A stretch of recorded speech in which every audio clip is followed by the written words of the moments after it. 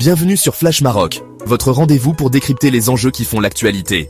Aujourd'hui, on vous emmène explorer un sujet de société important, l'influence des mosquées marocaines en France. Imaginez un peu, des lieux de culte, mais aussi des centres culturels, des points de repère pour une communauté. Comment ces mosquées, souvent reconnaissables à leur architecture si particulière, s'intègrent-elles dans le paysage français? C'est ce que nous allons découvrir ensemble, en décortiquant leur histoire, leur fonctionnement et leur impact sur la société française. On parlera aussi des défis et des critiques qu'elles rencontrent, car le sujet ne manque pas de nuances. Alors, préparez-vous à une plongée fascinante au cœur de la France et de sa diversité culturelle. Restez bien jusqu'à la fin pour tout comprendre et n'hésitez pas à partager vos réflexions en commentaire.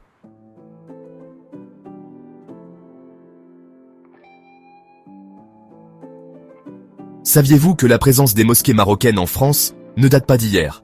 Remontons le temps, à l'époque où la France, en pleine expansion coloniale, voit arriver sur son sol les premiers travailleurs marocains. Nous sommes au début du XXe siècle, et ces hommes, souvent venus des campagnes marocaines, laissent derrière eux familles et repères. Pourtant, leur foi musulmane reste un pilier essentiel de leur identité. Face à ce besoin spirituel grandissant, des lieux de prière modestes voient le jour, souvent aménagés dans des caves ou des appartements. Il ne s'agit pas encore de mosquées monumentales, mais plutôt de points de rassemblement discrets, où l'on se retrouve pour prier et partager un moment de fraternité.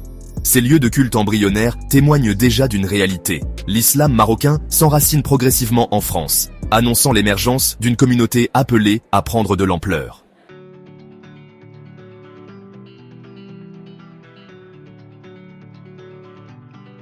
Après la Seconde Guerre mondiale, la donne change. La France, en pleine reconstruction, a besoin de main-d'œuvre. Des vagues d'immigration successives, notamment en provenance du Maroc, viennent répondre à cet appel. La communauté marocaine s'agrandit, se structure et ses besoins évoluent. Les lieux de culte improvisés ne suffisent de plus. Un besoin de visibilité, d'espace plus grand et plus digne de la pratique religieuse se fait sentir. C'est ainsi que les premières mosquées marocaines, au sens architectural du terme, commencent à émerger sur le territoire français. Ces mosquées, souvent financées par les cotisations des fidèles, deviennent rapidement des symboles forts de l'identité marocaine en France. Elles ne sont plus seulement des lieux de culte, mais aussi des espaces de convivialité, où l'on se retrouve pour célébrer les fêtes religieuses, apprendre l'arabe aux enfants et tisser des liens sociaux forts.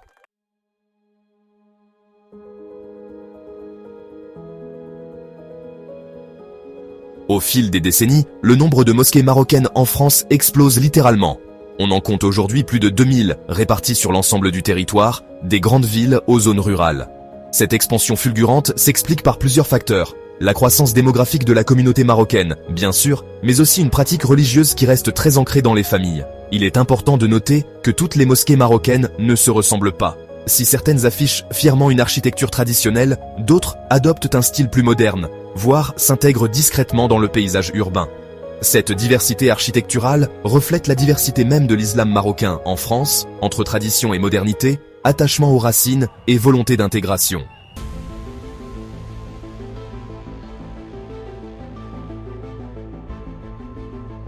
Pour comprendre la place prépondérante des mosquées marocaines en France, il faut d'abord s'intéresser à la démographie. La communauté marocaine est en effet la plus importante communauté musulmane de France, avec près d'1 million de personnes.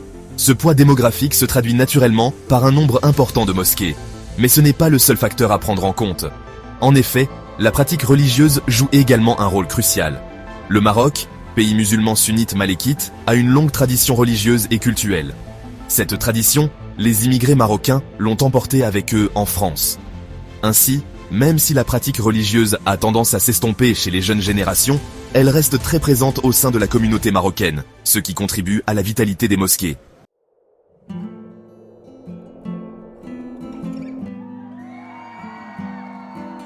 L'islam marocain se caractérise par sa tradition de tolérance et de modération.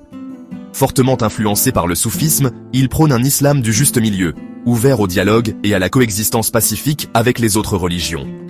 Cet islam tolérant, souvent perçu comme moins rigoriste que d'autres courants, a sans doute contribué à l'implantation réussie des mosquées marocaines en France. En effet, elles sont souvent perçues comme des lieux de culte ouverts et accueillants, même pour les non-musulmans. De plus, l'islam marocain accorde une grande importance à la culture et à l'éducation. Les mosquées marocaines en France ne se contentent pas d'être des lieux de prière. Elles sont aussi des espaces de transmission culturelle et linguistique. On y trouve souvent des cours d'arabe, des conférences sur l'islam, des activités pour les jeunes, etc. Cette dimension culturelle et éducative contribue à faire des mosquées marocaines des lieux de vie et d'échange, ouverts sur la société française.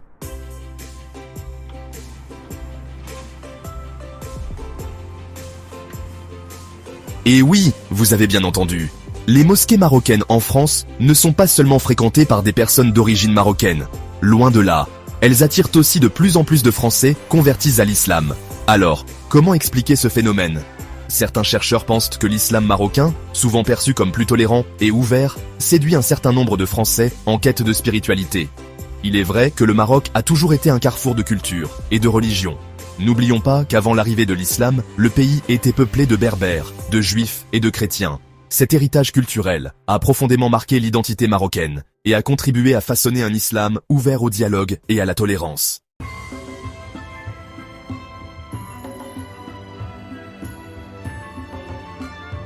Un autre facteur important qui explique l'attrait des mosquées marocaines est sans doute l'importance accordée à l'apprentissage de la langue arabe. En effet, les mosquées marocaines proposent souvent des cours d'arabe, ouverts à tous, débutants comme confirmés. Or, la langue arabe est essentielle pour comprendre le Coran et la tradition musulmane.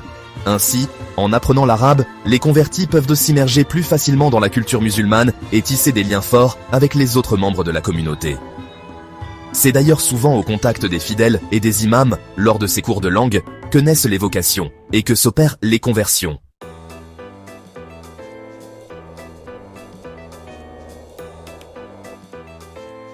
Enfin, il ne faut pas négliger l'aspect pratique et concret de l'islam marocain. Les mosquées marocaines en France jouent un rôle social important, en proposant une aide aux plus démunis, en organisant des événements culturels et en favorisant le vivre ensemble.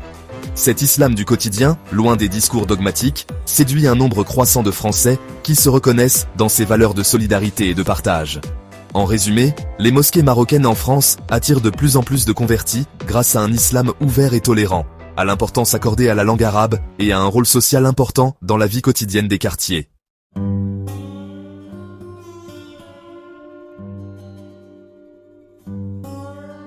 Et bien voilà, après la mosquée, un autre lieu important pour la communauté marocaine de France, ce sont les écoles coraniques. On ne parle pas de simples cours de soutien scolaire, hein ? Imaginez plutôt des classes animées où les enfants, dès leur plus jeune âge, se familiarisent avec la langue arabe et les versets du Coran. C'est un peu comme une deuxième école, en somme, qui vient compléter l'enseignement public. Mais attention, l'apprentissage ne se limite pas à la mémorisation. On y transmet aussi des valeurs, une certaine éthique de vie inspirée de l'islam. C'est important pour les parents, car ces écoles permettent de maintenir un lien fort avec la culture et les traditions marocaines.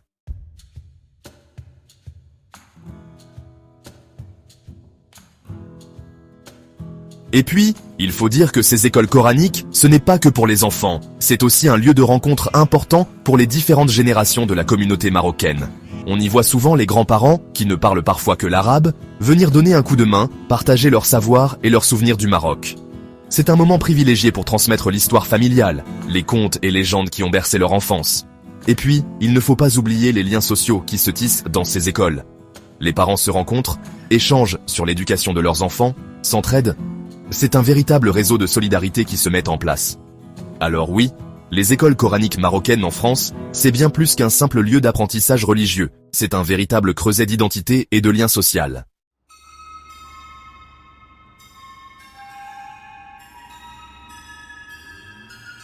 Mais attention, il faut rester vigilant. Ces écoles coraniques, même si elles sont souvent informelles, sont de plus en plus scrutées, notamment par les pouvoirs publics. On craint parfois qu'elles ne deviennent des lieux de repli communautaire, voire de radicalisation. C'est pourquoi il est important que ces écoles s'ouvrent davantage sur la société française, qu'elles dialoguent avec les autres religions et cultures. L'enjeu est de taille. Il s'agit de permettre aux jeunes générations de musulmans marocains de France de vivre leur foi sereinement, en harmonie avec les valeurs de la République. C'est un défi de taille, mais il est crucial de le relever pour construire une société plus inclusive et plus juste pour tous.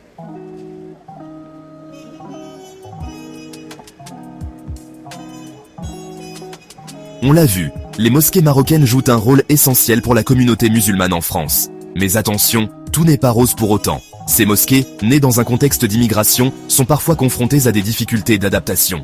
Premièrement, il y a la question de la langue. Beaucoup d'imams, formés au Maroc, ne maîtrisent pas toujours parfaitement le français. Difficile dans ces conditions de toucher un public jeune, né en France, et qui ne comprend pas forcément l'arabe classique. Ensuite, il y a parfois un certain conservatisme dans le discours religieux. On prône un islam traditionnel, parfois difficile à concilier avec la vie moderne en France. Prenons l'exemple du statut de la femme, de la mixité, des sujets qui peuvent créer des incompréhensions, voire des tensions. Enfin, certaines mosquées manquent cruellement de moyens financiers. Les dons des fidèles ne suffisent pas toujours à financer l'entretien des locaux, les activités culturelles ou encore l'embauche d'un imam à plein temps.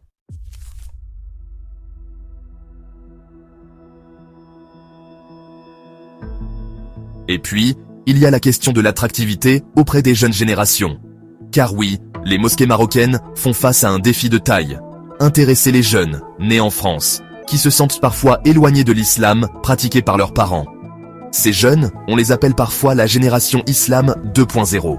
Ils sont nés avec Internet, les réseaux sociaux, et se posent beaucoup de questions sur leur identité, leur place dans la société française. Le risque, c'est que ces jeunes, en manque de repères, se tournent vers un islam rigoriste, voire radical, qu'ils trouvent sur Internet. D'où l'importance pour les mosquées marocaines de se moderniser, de proposer un discours religieux adapté aux réalités françaises. Pourquoi ne pas organiser des conférences-débats sur des thèmes d'actualité? Proposer des cours d'arabe ou de civilisation musulmane? Créer des espaces de rencontres conviviaux pour les jeunes?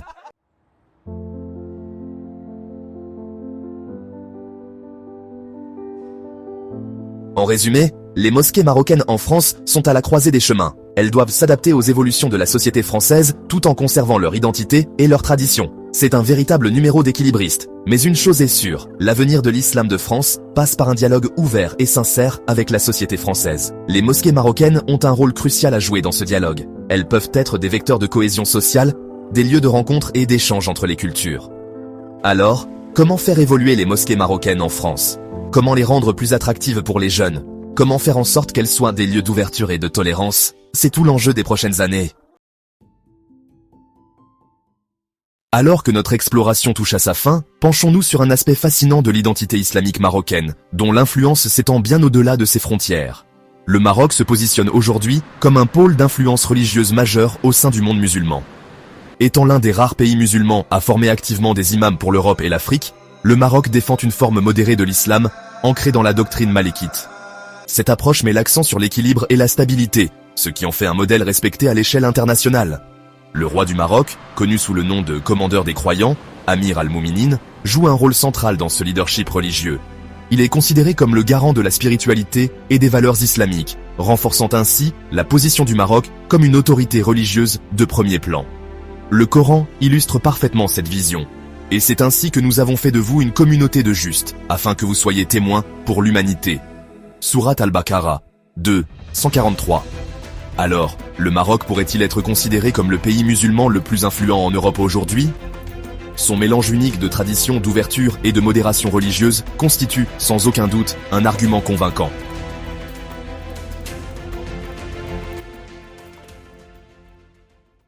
En approfondissant l'influence religieuse unique du Maroc, nous découvrons un autre aspect significatif, le financement stratégique des mosquées marocaines à l'étranger. Cela renforce non seulement l'infrastructure religieuse, mais favorise également un sentiment de communauté et d'appartenance parmi la diaspora marocaine. Pourquoi les mosquées marocaines sont-elles souvent mieux organisées que d'autres? La réponse réside dans plusieurs facteurs clés. Premièrement, le gouvernement marocain fournit une aide financière claire et transparente aux mosquées dans des pays comme la France. Ce soutien officiel garantit que les mosquées fonctionnent de manière indépendante et ne dépendent pas de sources de financement controversées. Deuxièmement, la diaspora marocaine joue un rôle crucial grâce à ses généreux dons. Ces contributions renforcent l'implication de la communauté et garantissent que les mosquées restent bien entretenues et fonctionnelles. Examinons de plus près quelques exemples importants de mosquées financées par le Maroc. La Grande Mosquée de Lyon représente un pilier de l'islam en France, bénéficiant grandement du financement marocain. De même, la mosquée de Strasbourg est également soutenue par des ressources financières marocaines, renforçant sa position au sein de la communauté.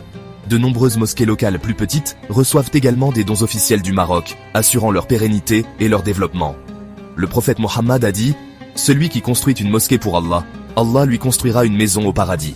Sahih Muslim. Ce hadith souligne la profonde signification spirituelle de la construction et de l'entretien des mosquées. Alors, le Maroc devrait-il investir davantage dans les mosquées en France ? Ce financement stratégique renforce non seulement les institutions religieuses, mais favorise également un solide sentiment de communauté et d'identité parmi les musulmans marocains à l'étranger. Pour conclure cette exploration, nous constatons que l'engagement du Maroc à soutenir sa diaspora à travers des mosquées bien organisées et financées est un atout majeur.